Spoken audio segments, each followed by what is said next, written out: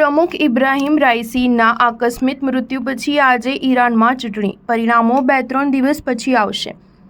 ઈરાનના પ્રમુખ ઇબ્રાહિમ રાઈસીના ઉત્તર પશ્ચિમ ઈરાનના પર્વતોમાં હેલિકોપ્ટર તૂટી પડતા થયેલા મૃત્યુ પછી આજે ઈરાનમાં પ્રમુખ પદની ચૂંટણી યોજાઈ રહી છે, પરંતુ મતદારો પાસે પસંદગીની બહુ તક નથી, કારણ કે તમામ ઉમેદવારો ઈરાનના સર્વોચ્ચ ધાર્મિક નેતા આયતોલ્લા અલી ખામેનીના ચેલાઓ છે।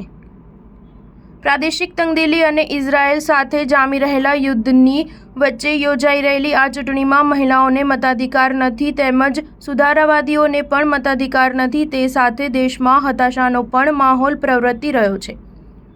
મતદાન સવારના 8 વાગ્યાથી શરૂ થાય છે અને સાંજે 6 વાગે સંપન્ન થતું હોય છે, પરંતુ અહીંનું મતદાન મધરાત સુધી ચાલુ રહેવાનું છે।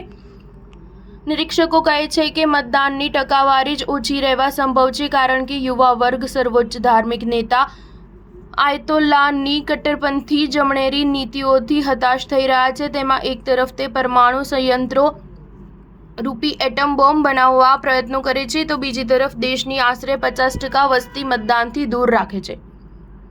તેમજ સુધારાવાદીઓને પણ મતાધિકાર આપવામાં આવ્યો નથી। ચૂંટણીમાં 4 ઉમેદવારો છે, તેમાં મોહમ્મદ બાકર ખલીલાફ, જે સંસદના અધ્યક્ષ હતો અને રિવોલ્યુશનરી ગાર્ડ્સના પૂર્વ કમાન્ડર પણ હતો, તે તથા સહીદ જાલિતી, જેણે અમેરિકા સાથેની પરમાણુ મંત્રણામાં અગ્રીમ ભાગ લીધો હતો, તે તથા જાસૂદ પેઝેલિસિયાન, ઈરાનના ધાર્મિક રાજતંત્રોનો વફાદાર સેવક પણ હતો, પરંતુ તે સુધારાવાદી છે। એવું અનુમાન છે કે સુધારાવાદી માટે તકો ઓછી લાગે છે। સ્ટાર ન્યૂઝ 7 હંમેશા સચ્ચાઈની સાથે।